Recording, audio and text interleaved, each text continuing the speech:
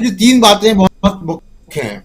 एक तो प्रोफेसर रविकांत ने इसका परिचय बहुत ठीक ठाक करा दिया है, तो मैं दोहराऊंगा नहीं। लेकिन एक बात यह है कि देखिए, हताशा में दिया हुआ बयान है ये, और हताशा में इसलिए क्योंकि 9 साल सरकार को लगभग हो गए, और ये तय मानिए कि ये बयान का मतलब ये है कि हिंदू मुस्लिम मुद्दे पर ही 2024 के चुनाव लड़ने की योजना शुरू हो गई है।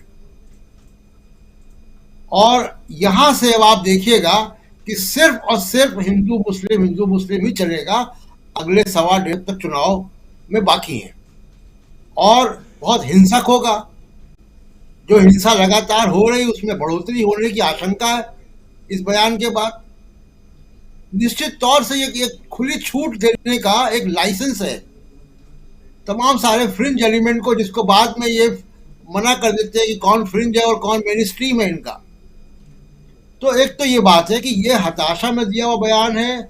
इनका है कि इनका वोट बैंक, इनका इनका इनका डेवलपमेंट काम, इनका कुछ काम नहीं आएगा, क्योंकि उन्होंने कुछ काम किया है, जनता समझ रही है। दूसरी बात कि देखिए, राजीव जी, आरएसएस के बारे में बड़ी भ्रांतियां हैं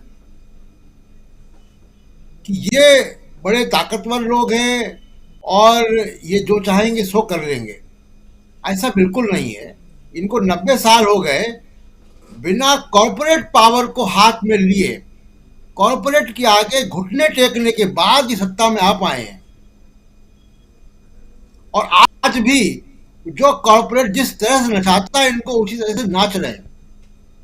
तो सत्ता सरकार में ये नहीं, सरकार में तो कॉर्पोरेट है, ये तो मुखौटा है। लेकिन ये सत्ता का मजा लेने के लिए उन्होंने कॉर्पोरेट के आगे घुटने टेक दिए।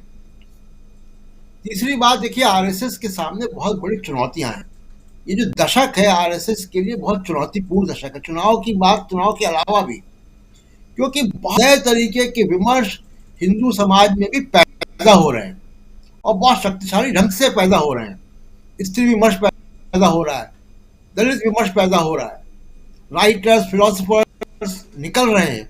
वो, जैसा रविकांत जी बता रहे थे, वो मनुस्मृति को समझ रहे हैं और वो आरएसएस को समझ रहे हैं। एक मिसाल ये देखिए कि आरएसएस को चुनौती कहां से आएगी, ये भी मैं पहले भी चर्चा कर चुका हूं।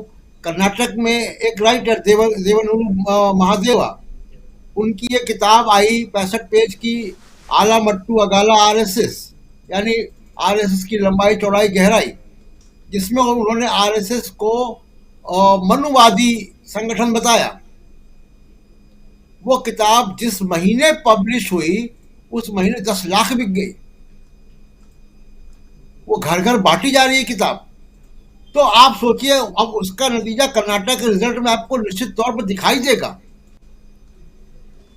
कर्नाटक के चुनाव में उस किताब का प्रसारण कितना हुआ है, मैं तो केवल जुलाई का आपको बता रहा हूँ। जुलाई वो किताब आई है, जुलाई में 10 लाख बिक गई।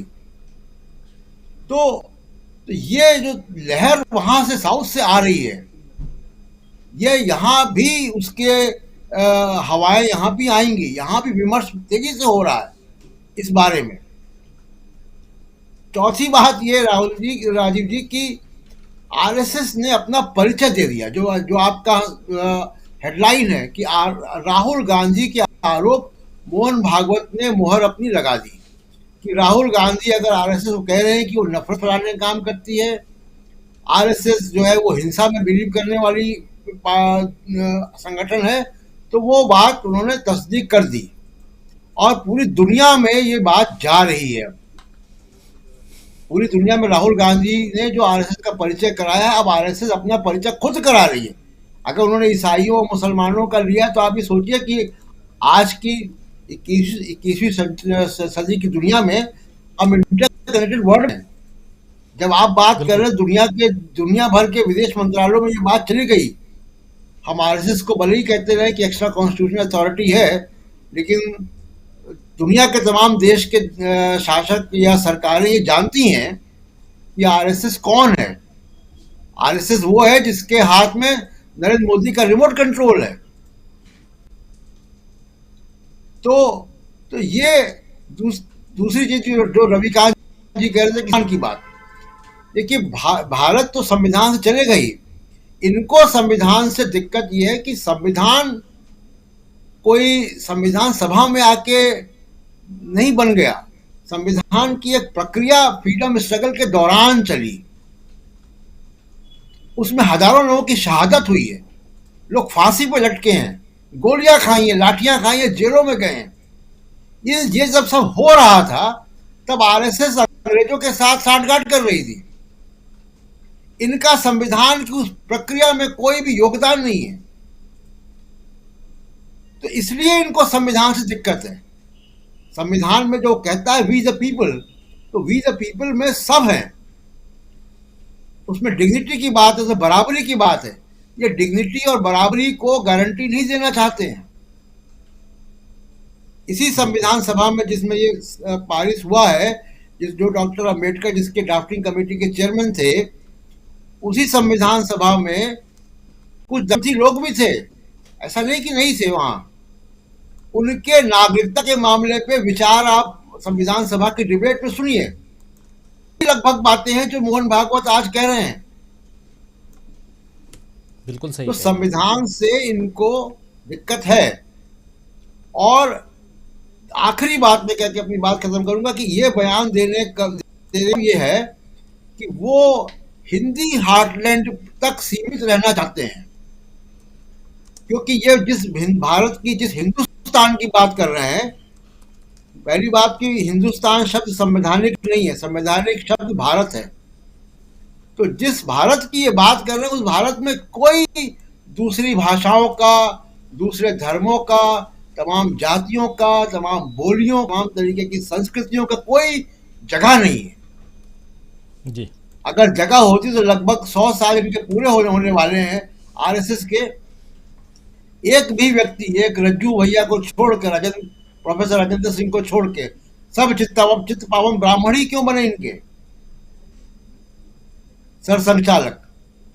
तो अगर इनके अंदर डाइवर्सिटी की कोई भी स्कोप है ही नहीं, और बगैर डाइवर्सिटी के आप भारत की कल्पना नहीं कर सकते। सही बात है। ऐसा भारत जिसमें तमिल बोलने वाले ना हो, असमिया बोलने वाले ना हो, तेलुगु बोलने वाले ना हो, उर्दू बोलने वाले ना हो, हिंदी बोलने वाले ना हो। कश्मीर भी है यहाँ पे गुजरात भी है। आरएसएस का भारत की ये कल्पना है ही नहीं। तो बिल्कुल सही इसलिए कह रहे इनको हैं। परेशानी है कि राहुल गांधी जो जिस भारत को लेकर वो जोड़ने की बात कर रहे हैं, वो उनको जुड़ता हुआ भारत नहीं चाहिए। ये दिक्कत है उनकी। लेकिन उन्होंने एजेंडा तय कर दिया है 2024 का चुनाव हिंदू मुस्लिम नफरत के आधार पर ही होगा। उनको अपने विकास कार्यों पे, आर्थिक सफलताओं पे, विदेश नीति की सफलताओं पे अगर हो भी, तो उस पर कोई उनको भरोसा नहीं है कि वो चुनाव जितवा सकती। जी।